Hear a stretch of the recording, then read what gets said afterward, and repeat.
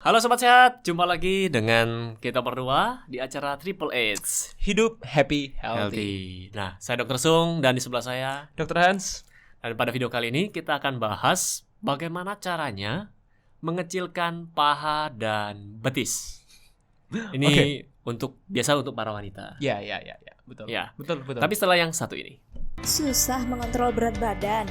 Bantu kontrol berat badan Anda dengan 2 saset raw meal per hari. Dapatkan produk originalnya hanya di boxsehat.com. Oke, Dr. Hans. Yes. Jadi, kalau kita dulu sudah pernah bahas bagaimana mengecilkan lengan, kemudian bagaimana menurunkan berat badan tapi payudara tidak boleh ikut turun. Ya, mungkin akan turun dikit-dikit lah. Ya.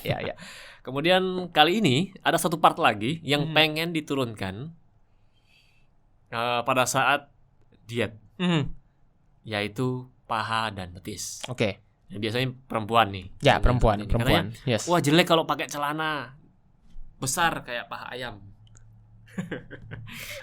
Iya. Sering kan sih begitu. Padahal kalau cowok malah dibesarin pahanya. Gitu, betul. Betul, kalau cowok malah pengen dibesarin, dibesarin. cewek dikecilin. Memang itulah manusia, tidak pernah puas. Ya, itulah sifatnya gitu ya. Nah, ngomongin mengenai paha gitu ya, betis, intinya adalah lower body part. Ya, Yes. lower body part, bagian tubuh bagian bawah. Ini kenapa kok sering terjadi atau lebih dominan terjadi pada wanita? Again, kenapa? it's not about diet only, ya, karena banyak sekali pasien saya, klien saya itu mereka cewek ya, mereka bilang seperti ini, saya ini udah perut udah oke, iya, dalam arti lengan udah oke. Tapi kenapa bagian pinggul paha, ke bawah? iya, pinggul ke bawah ini nggak bisa rip gitu ya, nggak bisa lean gitu istilahnya. Kalau orang yang suka exercise biasanya mereka pakai istilah rip or lean gitu ya. Kenapa nggak bisa ya?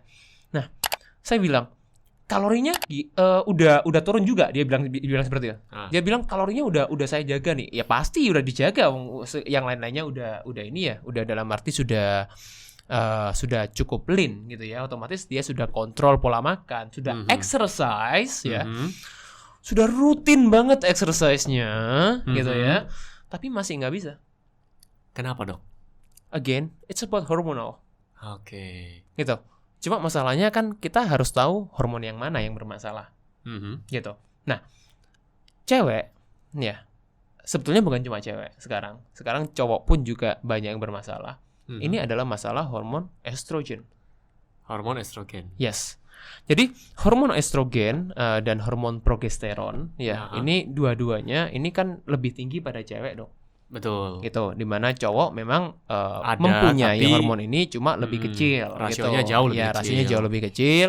Yang lebih tinggi adalah hormon testosteron. Itu adalah seks hormon yang dimiliki dalam arti perbedaan gender ya, perbedaan cewek cowok gitu ya. Nah, permasalahannya apa sih? Untuk orang-orang yang memiliki masalah-masalah di lemak di bagian tubuh bagian bawah, ini mereka adalah terlalu tinggi. Jadi saya bilang adalah estrogen dominant.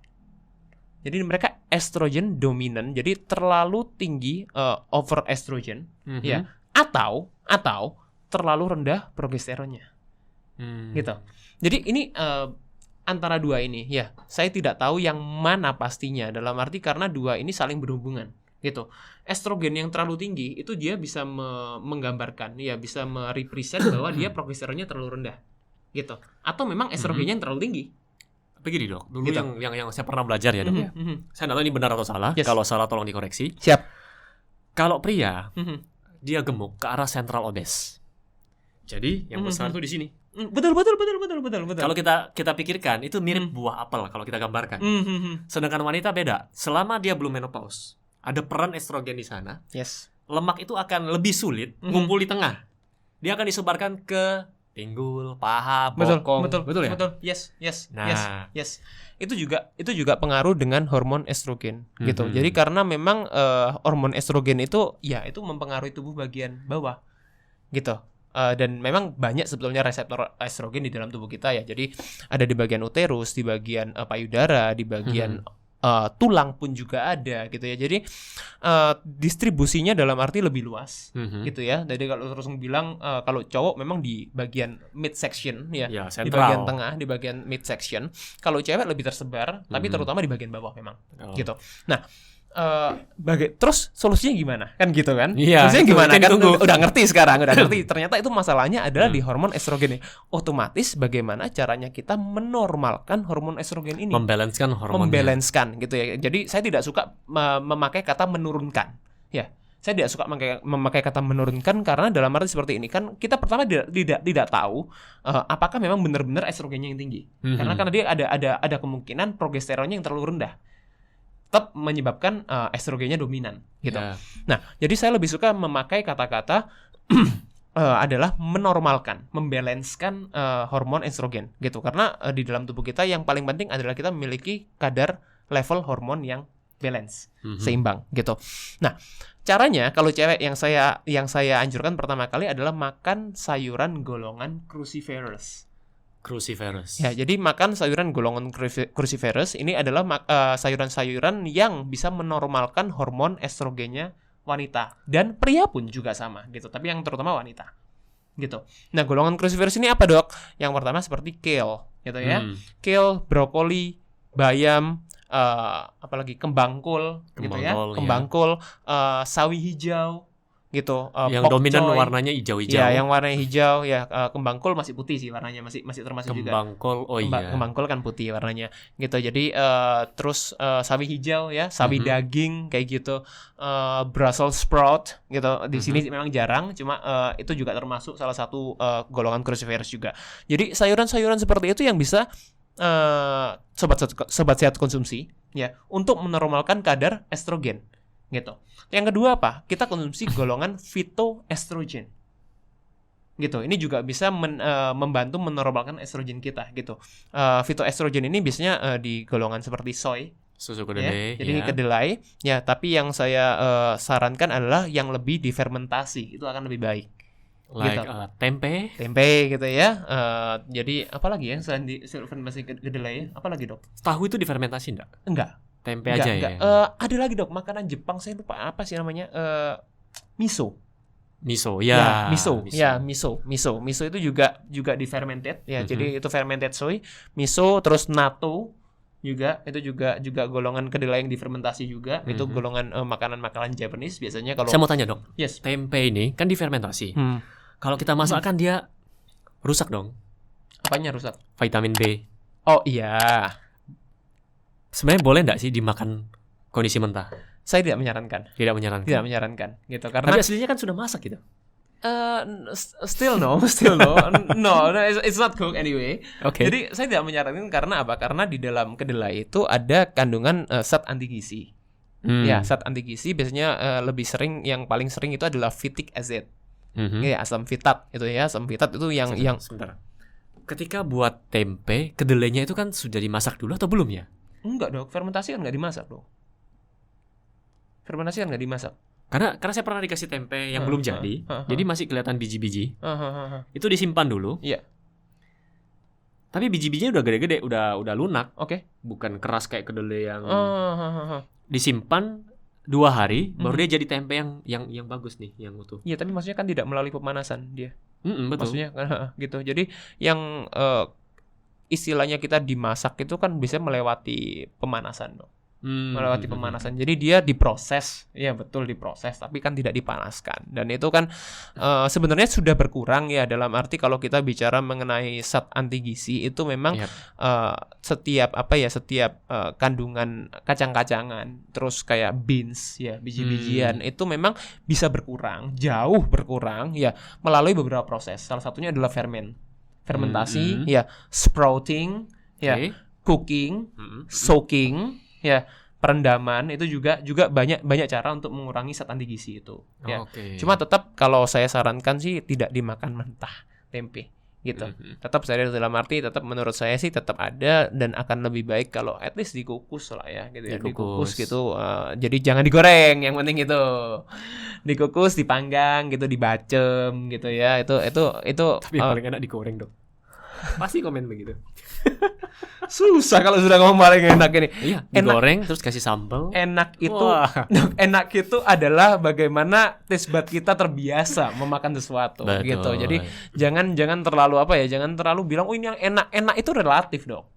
Gitu. Jadi tetap dalam arti bagaimana kita mengolah itu kan lebih lebih penting gitu sih kalau menurut saya gitu.